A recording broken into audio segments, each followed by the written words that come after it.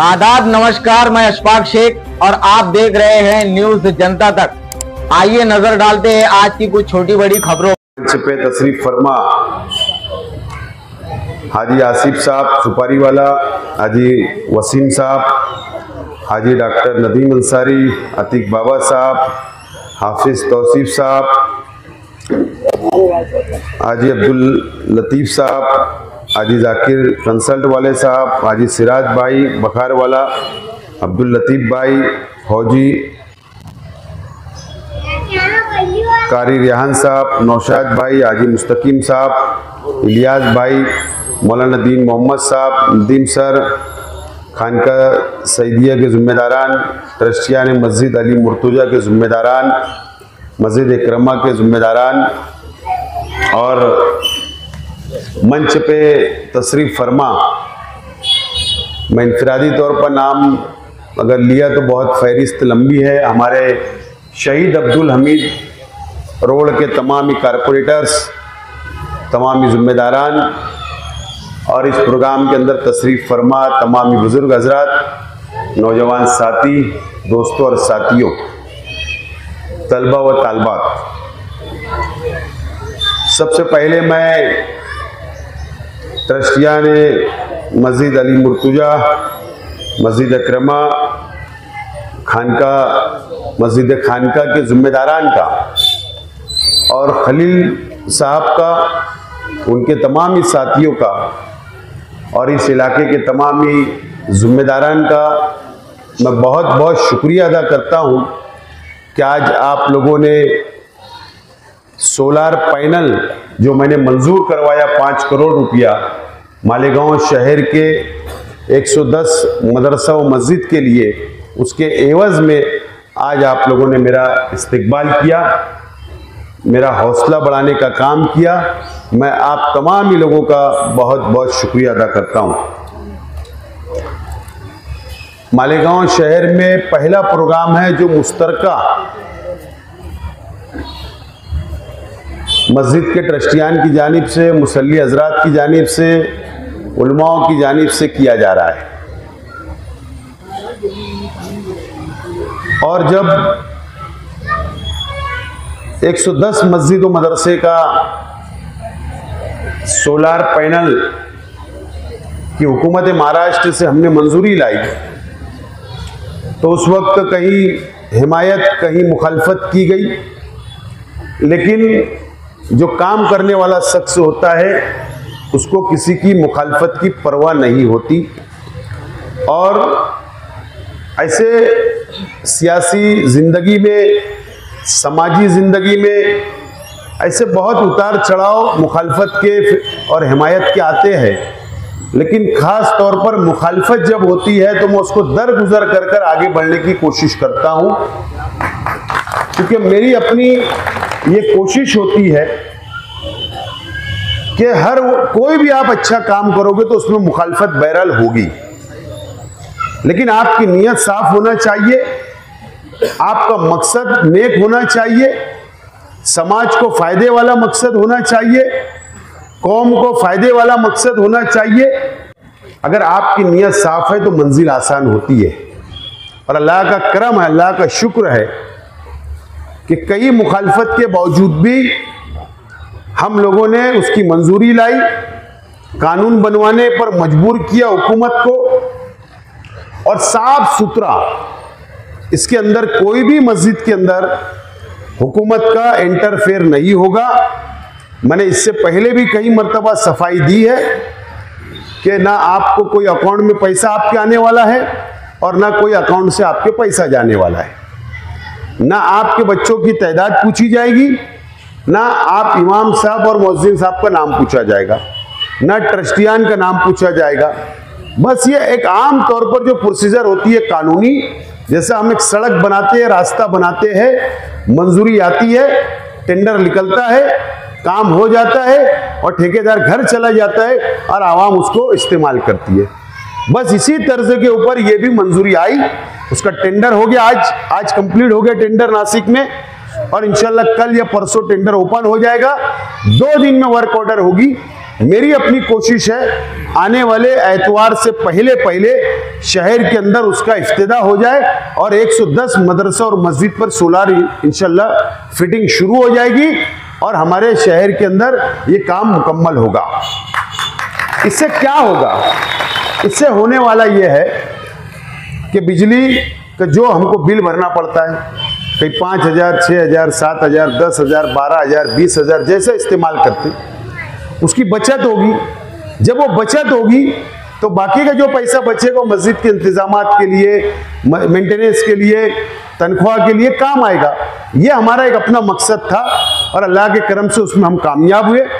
और ये तो वक्त हमको कम मिला।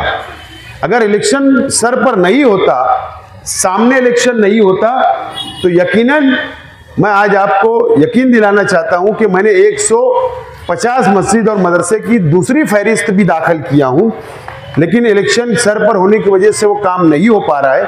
लेकिन ठीक है, अब कानून बन गया, रास्ता क्लियर हो चुका है, मंजिल पे पहुंच चुके हैं। अब हम लोगों को इलेक्शन के बाद में वापस बाकी लोग बचे हुए लोग हैं, उनके लिए इंशाल्लाह हम लोग कोशिश करके मुकम्मल करेंगे। आज मुझे खुशी हो रही है कि जिस जगह के ऊपर प्रोग्राम है, इलाके की एक बड़ी तादाद जिम्मेदारान की यहाँ पर मौजूद है। ये जो जहाँ हम बैठे हैं ये ओपन स्पेस है हुकूमत का, म्युनिसिपल कॉरपोरेशन का। मैंने यहाँ पर इसके डेवलप के लिए एक अच्छा लॉन तैयार हो, सीमेंट कंक्रीट यहाँ पर आए, साफ सफाई रहे, संडास बाथरूम यहाँ पर रहे और यहाँ पर दीनी, समाजी, तालीमी और मोहल्ले के खुशी के प्रोग्राम यहाँ पर होते रहे। उसके लिए मैंने 50 लाख रुपया मंजूरी के लिए प्रपोजल दाखिल किया हूँ और इंशाअल्लाह आप अगर दुआएं कर दो, मैं मुंबई जा रहा हूँ, कल हो सकता है या परसों उसकी जीआर उसका भी निकल जाएगा, मंजूरी मिल जाएगी। मेरी अपनी कोशिश है ताकि इस इलाके के अंदर भी एक अच्छा खूबसूरत लॉन यहाँ पर तैयार हो जाए ताकि आवाम को उसका फायदा हो। और खुशी इस बात की भी है कि हाजी खलील जुम्मन साहब, जब्बार भाई, इन हजरात और इनके साथियों की कोशिशों से मस्जिद खानका सईदिया के जो जिम्मेदारान हैं उनकी डिमांड पर यहाँ पर मस्जिद के पास में, खानका सईदिया की मस्जिद के पास में, शहीद अब्दुल हमीद रोड के ऊपर, कॉर्नर के ऊपर हम लोगों ने ये फैसला किया है कि बाबे इसरारिया हजरत मौलाना इसरारुल हक साहब आजमी रहमतुल्लाह अलैह, इनके नाम से एक अजीमुशान गेट तामीर किया जाएगा। उसके लिए भी इसी मंजूरी के अंदर जो ये मंजूरी ला रहा हूं उसी के साथ 30 लाख रुपए का एक अच्छा खूबसूरत बेहतरीन गेट उनकी याद में तामीर करने का भी हमने फैसला किया है। आप दुआएं करिए कि दोनों काम की मंजूरी मिले, हुकूमत हमको दे और ये काम भी हम लोग इंशाअल्लाह मुकम्मल करने की हम लोग कोशिश करेंगे। इसी तरीके से और मैंने 15 करोड़ रुपया मांगा हूं जो अलग अलग इलाकों के अंदर ये फंड इस्तेमाल किया जाएगा आवाम की सहूलत के लिए। ये मेरी अपनी कोशिश है और इंशाल्लाह मैं करता रहूँगा। मैं हमारे इमाम साहब, मैं उनके नाम से वाकिफ़ नहीं, उन्होंने हमारे यूसुफ हजरत, मरहूम यूसुफ हजरत साहब का याद मुझे दिलाई और मैं ये बात बिल्कुल सच है कि उनका पहली गली के अंदर जो मकान है वहाँ पर वो जामनेर, उनका इंतकाल जामनेर में हुआ और उनकी वहीं पर उनको रख दिया गया। मेरा इससे जाना भी हुआ, लेकिन हजरत का मेरा या शेख रशीद साहब का मेरे परिवार का ताल्लुक बहुत गहरा था, बहुत गहरा, और आज भी उनके परिवार से ताल्लुक है। मैं सिर्फ उनकी खूबी बताना चाहता हूं कि इस ऐसे हालात में भी तकवा और परहेजगारी की बात मैं करना चाहता हूं। कोई बच नहीं सकता, कोई भी शख्स हो, बहुत कोशिश करेगा तकवा तो बच नहीं सकता, कहीं ना कहीं वो धक्का खा जाता है। लेकिन मैंने हजरत की एक खूबी देखी,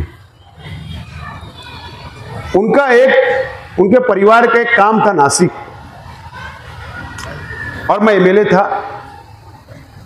और वो सरकारी काम था, सरकारी ऑफिस में।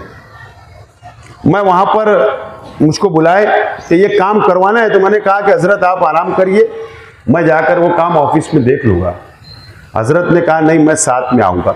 अब मैं ना नहीं बोल सकता था उनको। मैंने मेरी गाड़ी लाई, गाड़ी के अंदर वो बैठे आगे वाली सीट पर, मैं पीछे बैठा, मेरे साथ और लोग थे। अब जाहिर सी बात है डीजल तो मेरी गाड़ी में था, स्टिकर लगा हुआ था एमएलए का। अब हम लोग सफर के लिए रवाना हुए नासिक, और नासिक रवाना हुए, और जब टोल आया चांदोड़ का तो वहां पर वो गेट खुल गया और मेरी गाड़ी गुजर गई। मुझ हजरत ने कहा कि ये क्यों ऐसा हुआ, बाकी लोग से पैसा ले रहे आपसे क्यों नहीं? मैंने कहा अपन एमएलए हजरत, माफ है अपने को, हुकूमत ने माफ किया है। बोले अच्छा, कितना लेते हैं आम लोगों से? मैंने कहा कि 90 रुपया। बोले अच्छा कोई बात नहीं। फिर आगे सफर हुआ, फिर पिपलगांव टोल आया, फिर वैसा ही हुआ, फिर कहा कि यहाँ कितना लेते? बोला यहाँ 110 रुपया कुछ।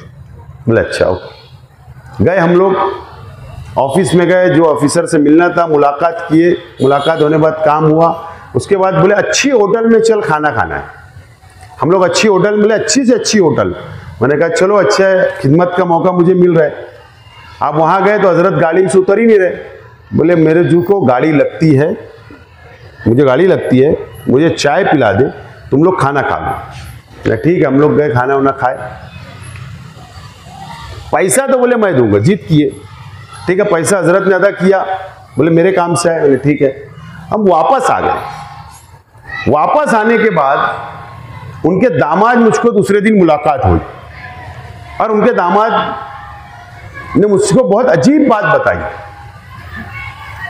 उनके दामाद मुख्तार सर ने अजीब बात बताई। बोले कल जो हम सफर पे गए थे तो हजरत ने वो टोल का पैसा काउंट किया, चांदोड़ टोल का आने जाने का, पिपलगांव टोल का आने जाने का पैसा काउंट किया, जो डीजल लगा वो डीजल का पैसा उन्होंने काउंट किया, और उनके दामाद को बुलाया, क्योंकि हजरत को लड़का नहीं है, उनके दामाद को बुलाए और हजरत ने कहा कि कितना पैसा? वो बोले इतना।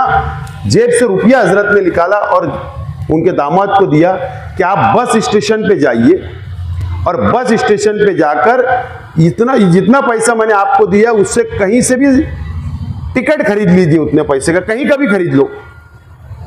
तो बोले ऐसा क्यों? बोले टोल उनको माफ था, अपने को नहीं।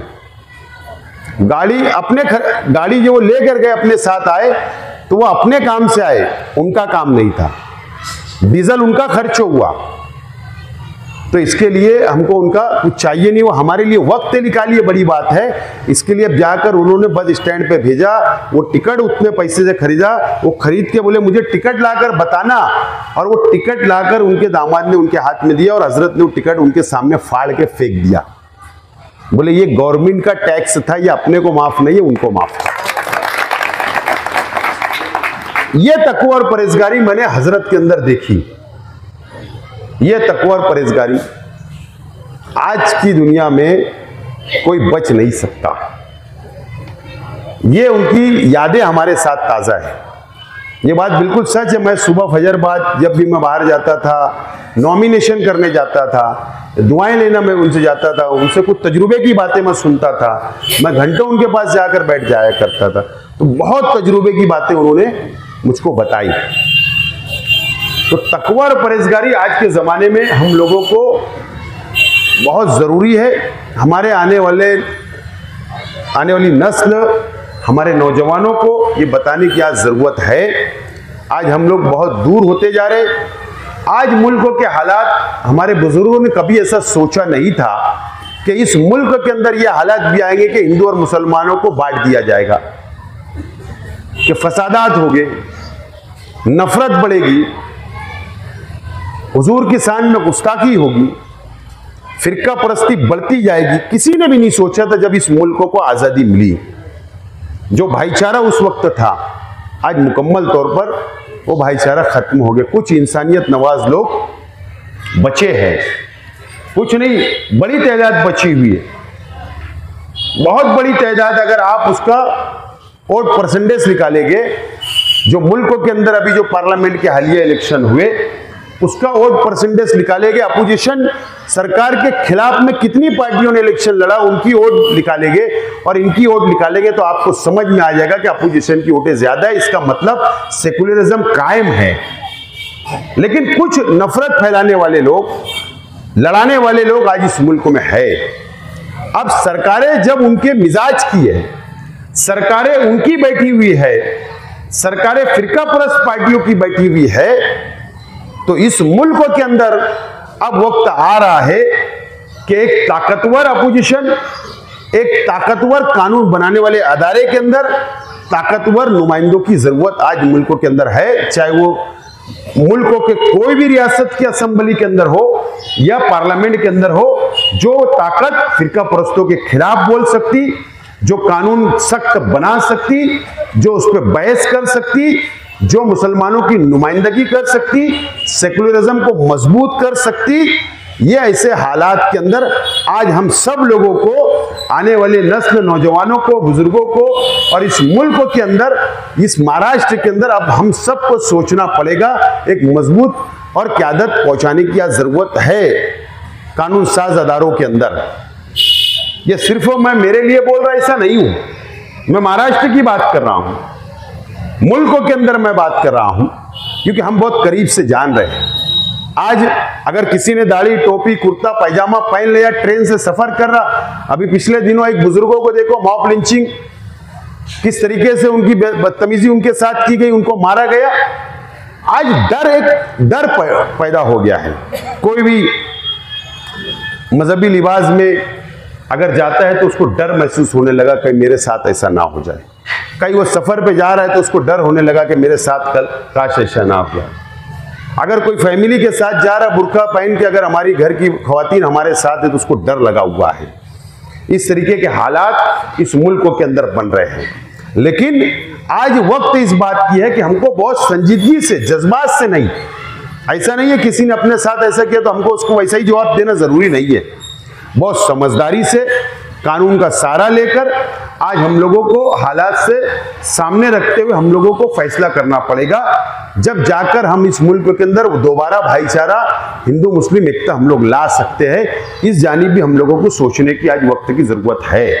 इसके लिए आज आप लोग मोतबर लोग मंच पर बैठे हुए बहुत इलाके के जिम्मेदारान है, यहाँ बैठे हुए इलाके के जिम्मेदारान, तो सोचना और समझने की हम लोगों के अंदर आज जरूरत है। वक्त के साथ साथ हम लोगों को आगे बढ़ना है। आमतौर पर जज्बाती बातें हमारे शहर के अंदर बहुत हावी जल्द हो जाती है, बहुत जल्द हो जाती है। अब 12 नवंबर ही देख लो, शहीद अब्दुल हमीद रोड अभी तक चल रहा है ना। मुसीबत क्या हुई, 1 साल जेल जाना पड़ा। ये बैठे सामने कुछ लोग, तो जज्बात से फैसले, तो जज्बात से फैसले नहीं, ठीक है। वो एक वक्त की जरूरत थी कि हमारे हुजूर की शान में गुस्ताखी हुई तो शहर बंद था, लेकिन बाहर के लोगों ने आके फसाद के इल्जाम हमारे पे आया। लेकिन ये तमाम ही चीजें आज हम लोगों को बहुत संजीदगी से सोचना है। आप देखिए, इलेक्शन सामने है, किसी ने यूपी के अंदर बैठ के कोई योगी पाखंडी हुजूर की शान में गुस्ताखी करता, कोई श्रीरामपुर के अंदर करता, कोई मस्जिद में घुस के मारने की बातें करता। तो ये हालात बिगाड़ने की कोशिश हो रही कि सरकारें वापिस आ जाए, बढ़ जाए हिंदू और मुसलमान। ये तमाम ही चीजें हम लोगों को सोचना और समझने की जरूरत है। बहरहाल अल्लाह का करम है, अल्लाह का बहुत एहसान है कि अल्लाह ताला ने हमको मालेगांव जैसे शहर, मस्जिद और मीनारों के शहर के अंदर अल्लाह ने पैदा किया। आज यहाँ पर हम लोग बहुत खुशहाल जिंदगी गुजार रहे हैं। लेकिन आज अगर हम दूसरी जानिब देखेंगे कि हमारे देहातों के अंदर देखेंगे क्या हालात है मुसलमानों के, आज जहाँ पर 50 घर, एक मस्जिद, एक मदरसा है, वहाँ के हालात अगर देखेंगे तो उनसे जाकर पूछिए उनकी दास्तान कि कितने खौफ से वो लोग जीते हैं।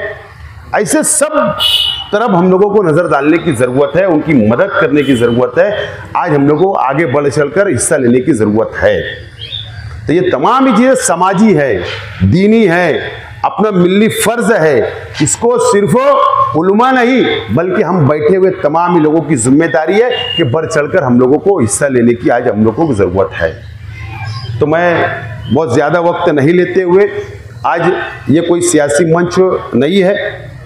अगर सियासी मंच होता तो मेरी बातें अलग हो सकती थी, लेकिन मैं बहुत एहतियात करता हूं कि मेरी जबान से ऐसे मंच न तो कल सुबह से फजरबाज से इनको तकलीफ शुरू सबको कि आपने सियासी जलसा था, तो इनकी ख्याल रखते हुए इन्होंने हमारे को दुआएं दी, इस्तकबाल किया। ये हमारे लिए बड़े फ़ख्र की बात है, खुशी की बात है और हमारा हौसला बढ़ता है, मज़ीद काम करने की ताकत मिलती है, मज़ीद हौसला बढ़ता है कि शहर के लिए और हमको बहुत काम करने की ज़रूरत है। अभी मैं आपको दावत देता हूं कि 13 तारीख को आने वाले संडे को शेख रशीद साहब, मरहूम शेख रशीद साहब के नाम से हम लोग क्लासेस शुरू कर रहे हैं। नीट क्लासेस, प्राइमरी एजुकेशन की क्लासेस, हाई स्कूल की क्लासेस, GAA की क्लासेस, और हमारा अज़ाइम है, हमारा मुस्तकबिल में फ्यूचर में MPSC और UPSC की क्लासेस हम लोग शुरू करना चाहते हैं। उसका संग बुनियाद 3 करोड़ रुपया माइनॉरिटी फंड से नूरबाग के अंदर बर्फ वाले ग्राउंड के अंदर खानका इमदादिया मस्जिद के सामने उसका संग बुनियाद 13 तारीख को शाम 5 बजे रखा जाने वाला है। आपसे मैं अपील करता हूं कि आप लोग उसमें आइए। और एक खुशखबरी मैं और देना चाहता हूं, उसका हमारा मकसद ये है, मकसद कोई रुपया पैसा कमाना नहीं है। मुझे पता है कि अगर एक गरीब ने सोचा मेरे बच्चे को डॉक्टर बनाना है तो उसको नीट पढ़ाना, उसको पास करवाना, उतने परसेंटेज लाना ज़रूरी है, उसके बगैर एडमिशन नहीं होता। लेकिन आज अगर अब नीट क्लासेस आप बाहर गांव जाकर देखेंगे, हमारे अपने शहर के अंदर देखेंगे तो पैकेज है 1 साल का 1,50,000, बाहर जाएंगे 2.5 लाख जैसी क्लासेस है, 1 साल की ट्यूशन क्लासेस की फीस। लेकिन ये जो क्लासेस मैं शुरू करने जा रहा हूं उसके अंदर नो प्रॉफिट नो लॉस, सिर्फ तनख्वाह निकल जाए टीचर की, मेंटेनेंस निकल जाए, लाइट का बिल का पैसा निकल जाए, साफ सफाई का निकल जाए, जितना रुपया उसको नज्म चलाने के लिए लगेगा उतना ही पैसा सब बच्चों पे डिवाइड करके हम लोग लेने वाले, उसके अलावा कोई पैसा हम लेने वाले नहीं है। No profit no loss. एक गरीब का बच्चा, एक पावरलूम मजदूर का बच्चा भी, एक सब्जी बेचने वाले का बच्चा भी वहां पर एडमिशन लेके पढ़कर डॉक्टर बन सकता है, इंजीनियर बन सकता है। यह हमारा अपना मकसद है। मैं हाफिज रियान साहब और तमाम ही जिम्मेदारान, आप लोग मदरसा चलाते, मैंने आपका जो मदरसे का जो नज्म आपका चलता है, अल्हम्दुलिल्लाह शहर के अंदर आपकी मिसालें दी जाती है। शहर के अंदर मैंने ये देखा हूँ, सुना हूँ, और मैं आज आपसे आपके लिए खुसूसी दावत देकर जा रहा हूँ। दुआएं करिए कि वो संग बुनियाद हो, मुकम्मल हो और शुरू हो, और इंशाल्लाह आपके मदरसे के बच्चों का एडमिशन अगर होगा तो इंशाल्लाह हम लोग उसको मुफ्त में करवाएंगे। बच्चों ने तैयार होना चाहिए, हाफिज भी बनाइए, आलिम भी बनाइए, उनको डॉक्टर भी बनाइए, उनको इंजीनियर भी बनाइए। उसके लिए हम लोग बिल्कुल तैयार हैं। पूरे शहर के अंदर एक हम लोग उसके लिए कोटा कर देंगे फिक्स कि इतने हाफिज को लिया जाएगा, इतने गरीब के बच्चों को लिया जाएगा, इतने ये बच्चों को लिया जाएगा। ऐसा हम लोग शेड्यूल बनाने वाले हैं। और मैं इसके अंदर कोई बड़ा ट्रस्ट वगैरह नहीं बनाने वाला हूँ। हमारी ये तैयारी है कि ये घर का ही ट्रस्ट रहे ताकि उसकी निगरानी हम लोग अच्छी तरीके से कर सके। न तो कल बाहर का ट्रस्ट रहेगा, रुपया पैसे दिखेगा, एक आध शख्स से कुछ मसला खड़ा हो गया तो वो पूरा मामला चौपट हो जाएगा। तो हमको ऐसा नहीं करना है। तो मेरा मकसद हमेशा एजुकेशन पे फोकस रहा है, तालीम पे फोकस रहा है। आप मेरा 5 साल MLA-शिप भी देखिए, मैं भटका नहीं, मैं तालीम पे फोकस किया। आज भी मेरी तालीम पे फोकस मैं कर रहा हूँ और वो नीट सेंटर की बुनियाद में रखने जा रहा हूँ। इंशाल्लाह उसको अच्छा तरीके से मैं चलाने की कोशिश करूँगा। तो ये एक हमारा प्रोग्राम है, ये प्रोग्राम के तहत हम लोग आगे बढ़ेंगे और इंशाल्लाह इसके बाद में मेडिकल लाइन से भी हमारे शेख रशीद साहब खलील दादा के नाम से मेडिकल लाइन से भी हम लोग का इलेक्शन के बाद एक बहुत बड़ा प्रोग्राम हम लोग हाथ में लेकर चलने वाले, ताकि उसमें भी गरीबों के लिए करना है। कोई मैंने बिजनेस के लिए नहीं, कोई बहुत बड़ा हॉस्पिटल तामीर करके उसमें बिजनेस करना नहीं। एक चैरिटेबल कैसे हम लोग कर सकते हैं, गरीबों की मदद कैसा कर सकते हैं, वो भी प्रोग्राम हमारे अपने परिवार का है। इंशाल्लाह उसके अंदर भी इलेक्शन बाद हम लोग उसका भी अज़ाइम जो भी है आवाम के सामने लाएंगे। तो ये प्रोग्राम लेकर चलने वाला शख्स मैं हूँ। बहरहाल मुझे खुशी हुई कि आज आपने मेरा इस्तकबाल किया, मुझे यहाँ बुलाया, मुझे हौसला दिया। मैं आप तमाम ही लोगों का बहुत बहुत शुक्रिया अदा करता हूँ और उम्मीद करता हूं कि आप लोग मेरी आइंदा कामयाबी के लिए दुआएं करेंगे। बहुत बहुत शुक्रिया। खुदा।